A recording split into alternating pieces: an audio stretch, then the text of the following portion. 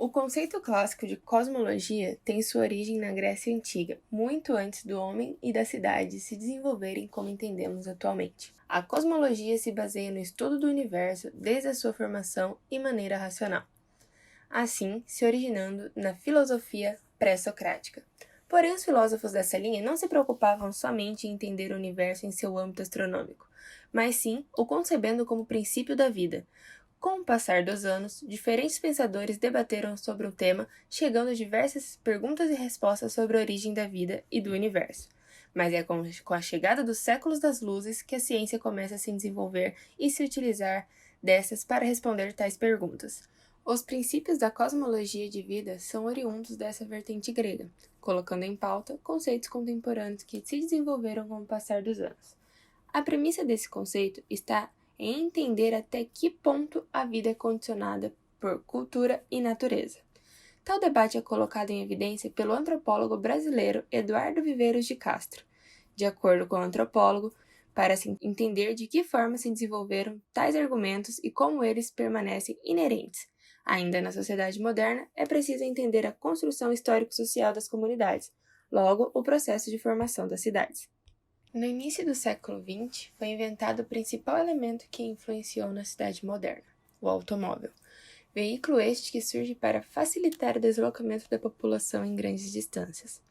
A famosa frase do arquiteto bauhausiano Louis Sullivan, "a forma segue a função", foi a base da arquitetura e urbanismo moderno. Tal concepção se constituía numa visão extremamente funcionalista, moldada pelo capitalismo que gerou cidades amplas com dimensões que ignoravam a escala humana, ou melhor dizendo, tais cidades foram planejadas para os automóveis e não aos pedestres. Essa visão constituía a aglomeração de usos em diferentes núcleos da cidade, onde se habita em uma região, se trabalha em outra e tem seu lazer em uma terceira, e assim se divide concentrando atividades.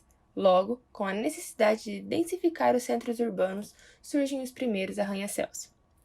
Com uma visão voltada à cultura do capitalismo, o planejamento urbano moderno gerou cidades que favoreciam as classes mais altas, e a implantação de tais planos em muitas cidades expulsou a população de baixa renda para as periferias, surgindo os primeiros subúrbios, o que dificulta o acesso dessa população para os centros. E já na metade do século XX surgiu o urbanismo pós-moderno. Essa vertente era extremamente voltada aos espaços públicos. Se concebia a ideia de cidade como lugar de exercer sua cidadania e como ponto de encontro social. A valorização às praças como ponto de encontro e sede de diversas atividades humanas, sejam elas voltadas para o lazer ou mesmo comerciais.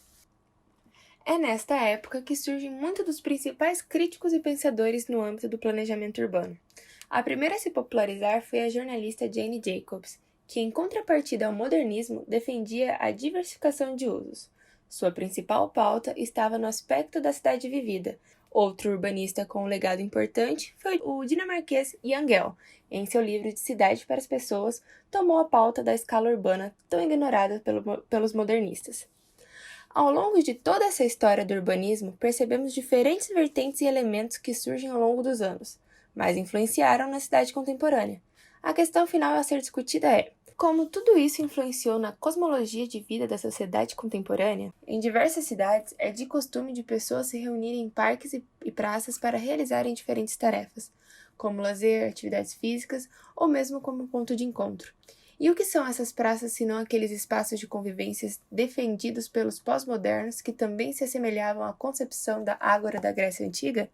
Tal elemento se tornou tão comum que foi utilizado diversas vezes como base do planejamento urbano contemporâneo. O impacto do modernismo atinge em diferentes aspectos. O desenho das cidades planejadas para automóveis fez com que tais veículos fossem quase condicionantes para toda a população. No Brasil, estima-se que 50% possuem veículos na garagem, e em cidades modernistas, como Brasília, chega próximo aos 70%.